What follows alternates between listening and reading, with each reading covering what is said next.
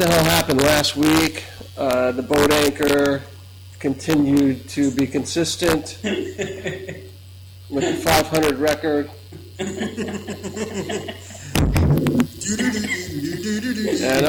I had my first defeat. What happened to your boat anchor choice for last week, Dan? The damn Cardinals laid an egg against the stupid Rams. I think you get kicked out of the league for losing to the Rams at home. Oh, that was awful. They played like crap. They played down to the competition last week. You know, it was to use a Bryanism. That was really awful. They fumbled. They threw interceptions. They played like shit. That was the worst performance they've had since what was it, Carter? Whatever that was. Lindley. I mean, it was awful. I'm going to put the irene I gave Scott on. And if Dan's gone with Atlanta, he won. Yeah. If no. Just gone by mistake. If you go to the tape, Dan, I'm like, well, that 5.5 cover at Atlanta looks really good. Yeah, they end up winning by 100. Oh, that's nothing. Don't you love those games? You know, don't you just want to bet $5 on a game and beat that Atlanta? The other game we were thinking was that San Diego game. We thought San Diego covered. Cleveland set the cover? Cleveland, yeah, I think the cover. I think it was 7. And, San Diego was favored. Where is it? San Diego favored by 7.5 to 3. Oh, so you could have taken the under on. Yeah, taking Cleveland. Cleveland, yeah. Yeah, we talked about that, but obviously we didn't take it.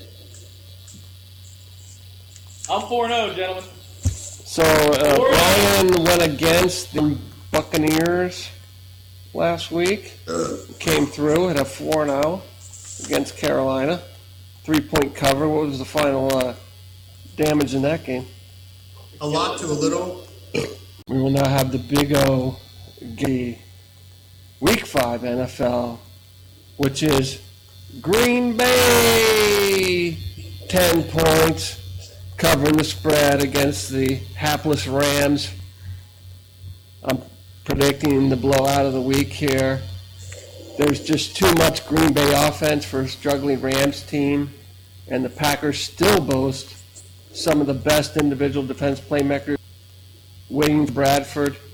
I'm not sure I saw online, but what does that mean, waiting for Bradford? I don't know. Did they play the Eagles this season? Wait. It doesn't make sense. The Packers still boast some of the best individual defense playmakers waiting for Bradford. Who's Bradford? Sam Bradford. He used to play for the Rams. Oh, okay. So he's on the Rams. Okay, I get it. Yeah, and Kyle Buller's still in the Ravens. And Joe Montana's still for the 49ers. Okay, I get it. Was the MVP. I get it. It was poorly written. And Ken Stabler playing the Raiders. Like, who I with the league? Tyken. I'm the in the league with face. Oh, no, it's script. He says, "Fuck you, San Francisco." Oh. So, Burgundy. Yeah. You just read it. And it's a whale vagina in German. If St. Louis can slow the pace, they probably can't score with enough to give the Packers a game, and McCarthy has Rodgers throwing throughout. I predict as a blowout, Packers 40, Rams 13. Wow, go with the big spread. Well, yeah. Go big or go home.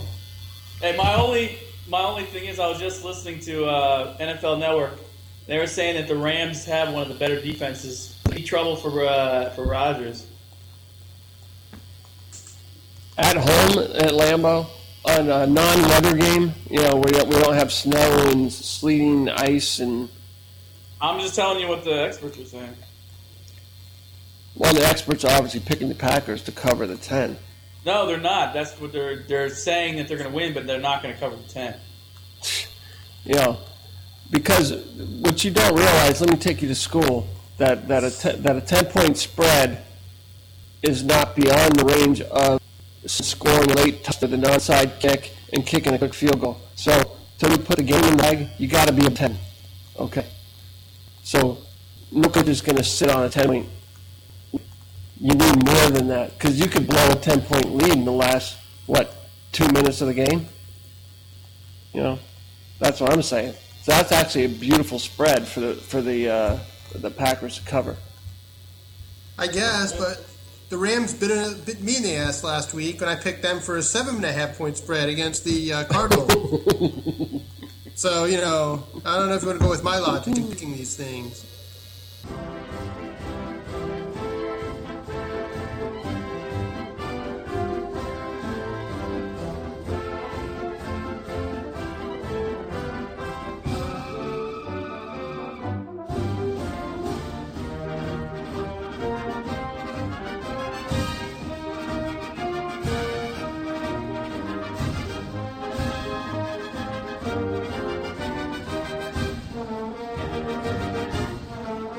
We'll now have the big Danny D guarantee for Week 5 NFL. The big anchor this week. I didn't do any research on this. I'm going to do a BKO here and going with my gut. I'm taking a mulligan so far in the season. Any game that I lose is a mulligan game. So it doesn't really count. I might have to take a mulligan on the season at the end. I'm not sure yet. But to see how this goes. But anyway, I am taking the New England Patriots 8.5 at the Dallas Cowboys. To use some Brian terms, the Patriots are going to be mad. What's the name? Greg Hardy called out Brady's wife this week, which is pretty weird. I didn't get that at all. That was very strange. She said she hopes she comes and her friends and her sisters and everybody. I thought it was really weird. Yeah. Yeah, and the Patriots already pissed the NFL, so it's some more motivation. And they're coming off a bye week, which I think really makes a difference. That gives Belichick more time to make up some defenses to confuse and befuddle the great Brandon Weeden, who's been fantastic since he got in there. So that's why I think the Patriots. Yeah, so I think the Patriots are gonna kill him. It's going to be they're going to slaughter him. This could be like a 42-25 kind of game. I just think it's not going to be close. They're going to want to shove it up their ass, and I think they will. The Cowboy defense looked more vulnerable the last 2 weeks. Atlanta re-ran it up the score, especially in the second half. A weak New Orleans team put up 26 points against them, so I think New England really put up some big numbers. So that's why I'm picking the Patriots this week. Well, I'm sure the Patriots will have time to enjoy the modern art collection that the Dallas owner's wife has installed in the new stadium there. Yeah, right. After halftime, and it's 35-0. They can go over and look at it. Let me paint a square on a large canvas and sell it to you for $1 million, you dope. This is a Scott O'Hearn original. Just sit back and reflect on it. Let me put a bench in front of it so you can sit on the bench and reflect on my great artistic What work. if you took a shit in a bag and then nailed it to a picture frame and then say that's art? There you go. Modern art.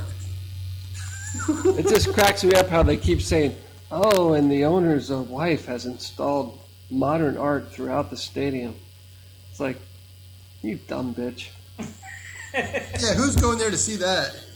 Don't take your modern art and throw it in the dumpster, put it out on the curb, and no one will take it out of the dumpster. It'll go straight to the landfill. All your millions of dollars worth of modern art. What say you, Guru? I'm going to go this week as the only 4-0 member of the Triumphant. I am going to go with the.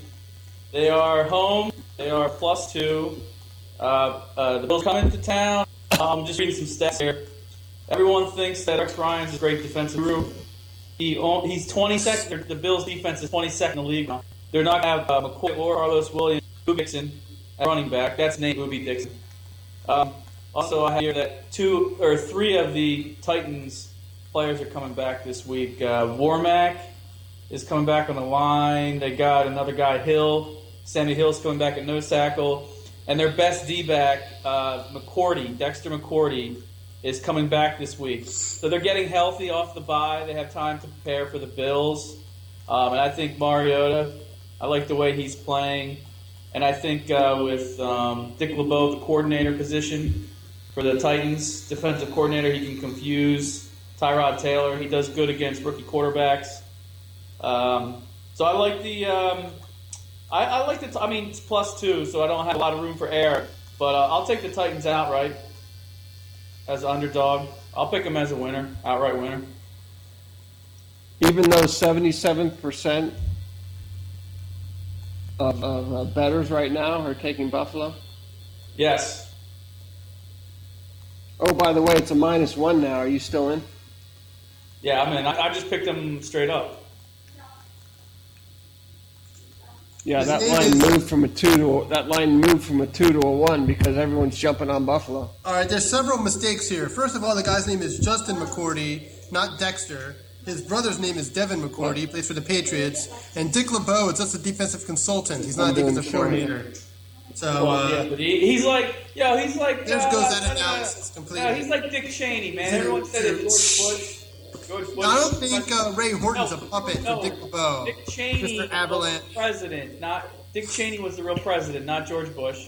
It's the same situation. Dick LeBeau is telling that guy what to do. No, I don't think he's telling Ray Horton, who's a respected defensive what to do. He defense the Browns. Because I'm recording the show right now. Yep, Mr. Wrong again. Mixing up names. No. Yeah, Mr. Breakaway Pan. Pesky-esque Stone Cold Moral Lock. Week 5 NFL. We're currently at 2-2, ladies and gentlemen. Going for a winning record here. All right. We're going to take the Chicago +10 at Kansas City. Kansas City's not that good. I mean, I know Chicago stinks, but Kansas City hasn't been too. They're 1-3 themselves. They've lost 3 straight. They find ways to bungle games away. And this game's going to be a tight game. I think these teams are fairly even. I have no idea where this line comes from. I mean, I know the Bears are missing a bunch of guys, but so what? It's not like the Chiefs are lighting the world on fire. I don't really get that. That's a very strange line. Yeah, it is. So that's why we're going with Chicago. It just doesn't make any sense. But, I think it'll be a fairly close game. Even if the Chiefs win by a touchdown, so what? You still cover. Yeah. So I think it's an easy cover. I don't think the game will be a blowout. I'm shocked. Well, the betting public is split on this. It's a 52 on Chicago and a 48 on KC right now. So what is that, according to Pinnacle? Yeah, that's a Pinnacle. Yeah, I think Brian. So everybody's split on this. Nobody knows what the hell's going to happen. The only thing that I would add to that is I was actually just looking this up because I heard it on NFL Network, but the Kansas City Chiefs are the 28th ranked pass defense right now. They're almost giving up 300 yards a game, so Cutler will be able to throw. Plus, Alshon Jeffries is probably coming back this week. So I think that no, it says it's questionable. He's out. He's not going to play. He's definitely out. Yeah, he's out. He's not going to play. How do you know? He hasn't practiced all week. He's not going to play. Yeah, but it doesn't say out yet. I know. He's not going to play. Trust me. He's not going to play. Is Cutler back? Cutler's back this week? Cutler played last week. That's why the Bears won. And it doesn't matter. The Chiefs stink. They can't block anyone. I thought Cutler was supposed to be out last week.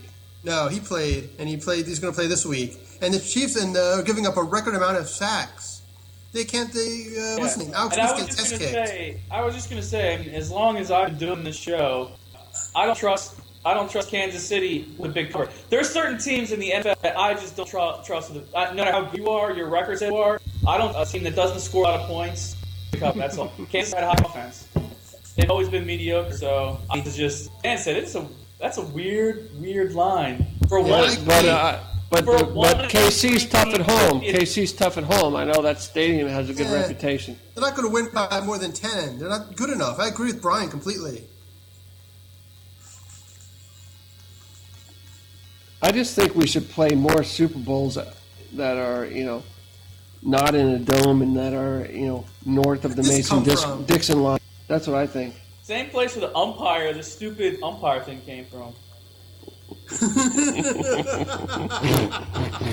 Right out of his ass. Yeah. All right, I'm getting tired. Let's do the Hey, how about those Cubs? Yeah,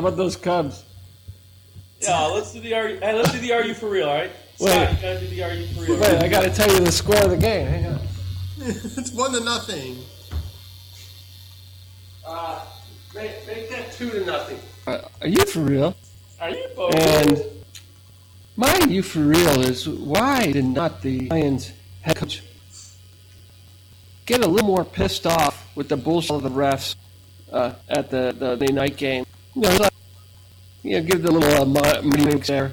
You know, you should piss the fuck off. Yeah. You know, with that call that was against the rules that cost you the game. You know, we'll get them next time. You know, you should have been because of that. You should have been taking an effigy of the NFL commissioner and choking it and kicking it and jumping up and down on it. You know, something. Scott should be the next head coach of the Lions. Yeah, it's just like, you know, when Rex Ryan buried the ball. Oh, that happens again. Every week. No, we haven't had a Sandusky joke though. We've gone You know what? Maybe that ref that umpire there was molested by Jerry Sandusky, and when the guy took his hand out like that, he brought back flashbacks. That's right. He was having flashbacks. That's Of right. somebody reaching for his genitalia in the shower. No,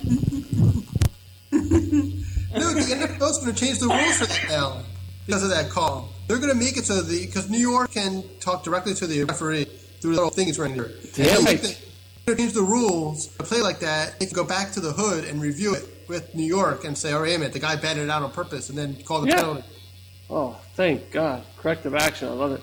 Yeah, right. But I mean, they're gonna do it probably for next season because you can't have a game end that way. No. Every game in the NFL is important because you don't know how that outcome could affect other games down the road. But, you know, that goes down in history right up there with the fail O'Mary, you know? Yeah, that was a screw up. The Bears missed the playoff because of that game. Yeah. They had the same record as the Seahawks, but the Seahawks made it because of a conference record because of that game. And if they had made it, you know, if they hadn't made that call, Bears make the playoffs. That's why every game affects every other game. But what was great about that was one ref calling an incomplete signal and another ref calling a touchdown signal side by side. No, one was calling an interception. The other guy called it a touchdown. Oh. Yeah. And they were side by side. Yeah. It was like... even though I gotta say, I missed the replacement officials. Those guys were hilarious. All screw ups, extra timeout. Oh, they were awful. They were fighting all the time because they couldn't do anything. I remember watching the Ravens that year, and they played a full football game, which is rare because of the fighting and because the referees had no idea how to implement or talking to each other for an hour. And then sometimes the bat would come out into the field and say, "Whoa, no, it's supposed to be this way." It was horrible. Yeah. I don't think this year doing much better. Flags. You can't watch a game. It's not even watch a game anymore. No, it's awful.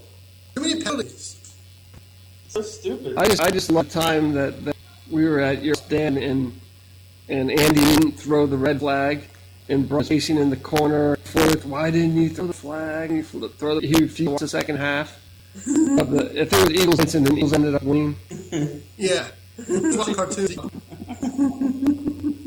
You're right. A lot of cartoon, baby. Yeah. All right. I'm using my favorite target again, the great Cleveland Browns. The way they lost that game last week was just so stupid. It was a 40-yard field goal, and the San Diego kicker trundles out to the middle of the field to kick it. The guy is a rookie, I think. He never kicked the ball in his life. He goes out there, and he misses it by a mile. But the stupid Cleveland guy goes 20 yards off sides, and then they move the ball up, and then he makes it perfect in the middle. I mean, what a painful way to lose a game. The best was seeing Mike Patton Jr.'s face. He was just like, he looked dumbfounded. Yeah. And it was like, what the hell are you doing? You can't stay on sides on a kick? It's not like the quarterbacks, they're barking. Yo, listen, I know you, I'm not, okay, I'm going to do something here. I'm going to bring my 135-pound team in on the show. But every Thursday we do special teams. and we say on a PAT or field goal, we just say, just don't even move. We don't even have the kids move. They just stand there and let the kid kick because we want a penalty. Our coach says just stand there. Yeah. We don't want a penalty. It's ABC. Yeah. Yeah, and this guy couldn't do it. Tremont Williams said, I'm going to try to block this thing. Got way off. It wasn't even close. And it was just like, what a painful way to lose. That's why they're the Cleveland Browns. Only they lose a game. It's terrible. Oh, my God. Coach, I'd want to punch that guy in the face after the game. I'd cut him. Yeah. I've been players like that happened before. I would cut him. You know what? He misses a field goal. It's tied. You never know. Maybe they... It goes to overtime. Yeah, that's what I'm saying. Overtime, they might have won. Yeah, instead you got screwed up and was going to be fired this season. Who's that? Your friend looks just like him. I don't know your TV references. It's a pro reference. Whatever. He is a chef who ran the restaurant. I look like Artie Bucco. You look just... Get out of here. That's so dumb. Hey, it's a family tradition. A tradition like no other. A tradition like no other. It's Do it right. Ladies and gentlemen. Ladies and gentlemen, we will now have the utter, what do we call this thing again? You for real. You for real from Big Brian B. Alright, I'm breaking the rules this week. My Are You For Real is not in football. Are You For Real is... Cut, edit the tape. This will not air on the program, just so you know. Okay, douchebag. I get one. I don't fuck you guys. You guys can have one. Oh, did you ever see a guy holding a girl's purse in the mall?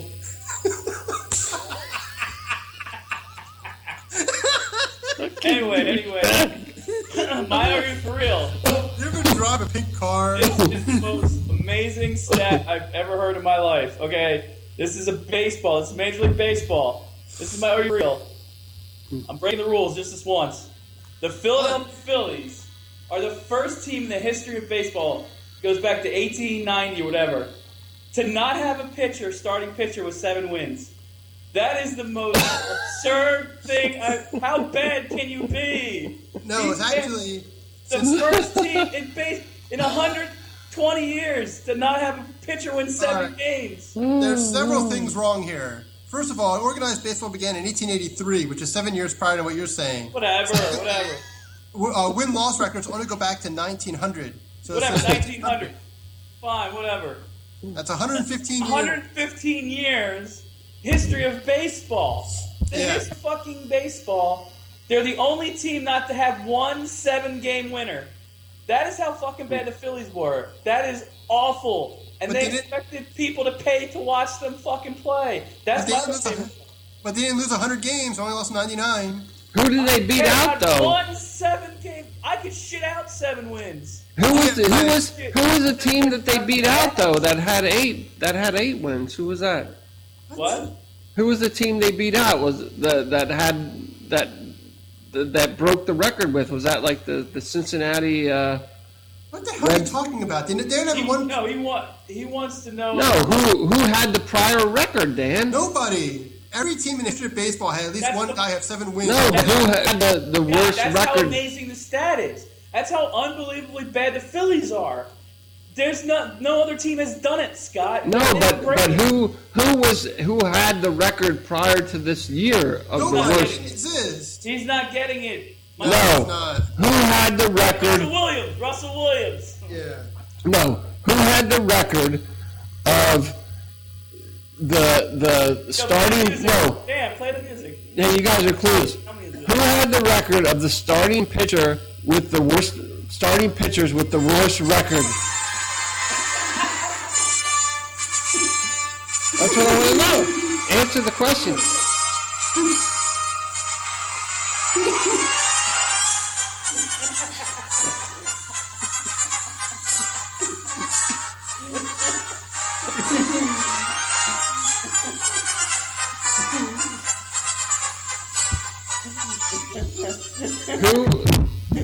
No, erase this year. Okay, let's go back. This is last season, right? This is last season. Let me ask you a question. Can I? Here's the question. The pirate porn, man. Here's the question. Forget about the Phillies season. I'm gonna find this pirate porn. No, I'm asking you a question. This is 2014. I'm asking you a question. Hey, Brian, who is the team that had the worst record for starting pitchers in the history of baseball? You're not getting it. You're not. That's not the stat. Oh, you're not. No, I'm not talking about 2015. I'm saying this is 2014 now. Hey, who has the worst record? Who has the worst record? Don't understand data. There obviously is a team. There was obviously the worst. Okay, the next worst. Get it? Score